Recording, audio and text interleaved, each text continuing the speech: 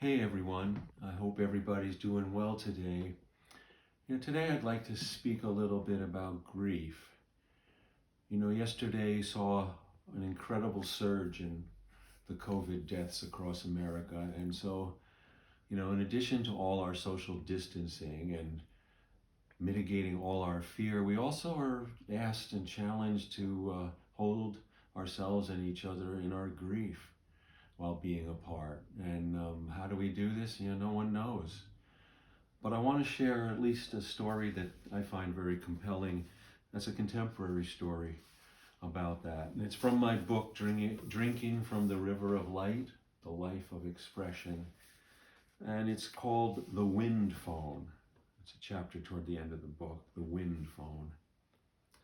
On March 11th, 2011, a mammoth earthquake triggered a devastating tsunami that wreaked havoc in more than 15 cities in northeastern Japan. Waves reached as high as 120 feet.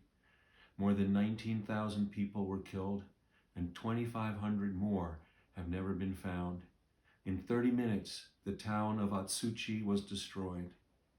In trying to make sense of his grief, a gardener from Atsuchi, Itaro Sasaki, said that he needed a place to air his grief, and so he moved an empty phone booth into the remnants of his garden and put an old rotary phone on a wooden shelf inside it, even though the phone wasn't connected to anything.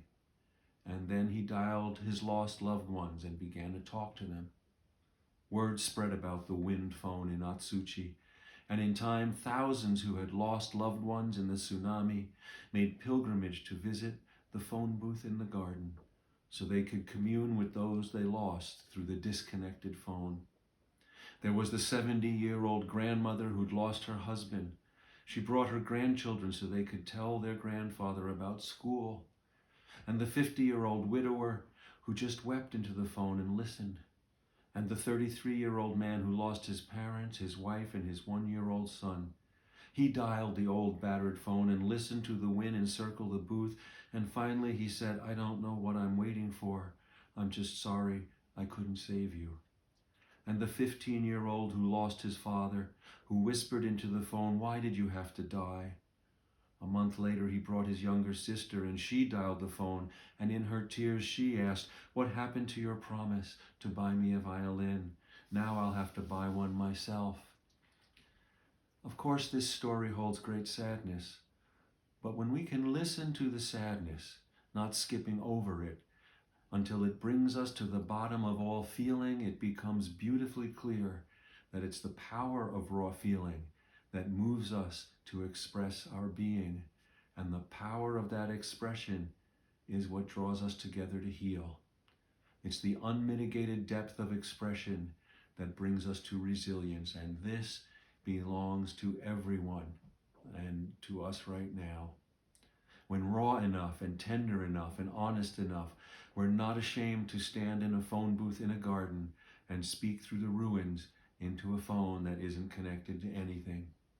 From the outside, this may seem like desperation, but honestly, having been this desperate, I can attest from inside that this reach into the heart of our grief is a courageous act of being that rips through all the excuses we construct, landing us into the heat and wonder of direct living.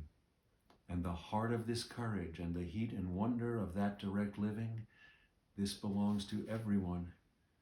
The phone whisperers of Atsuchi are profiles of inner courage. Each is a poet. Each of us is a poet when we dare to swim to the bottom of whatever we feel in order to bring up a taste of all we have in common. The elixir of our commonness is the reward for diving so deeply and speaking so tenderly. So I encourage you to reach out to those you love here and gone in any way you can, even if it doesn't make sense. I believe it will reach them and it will matter. So I hope you can find some peace today and keep growing in place. We'll see you soon.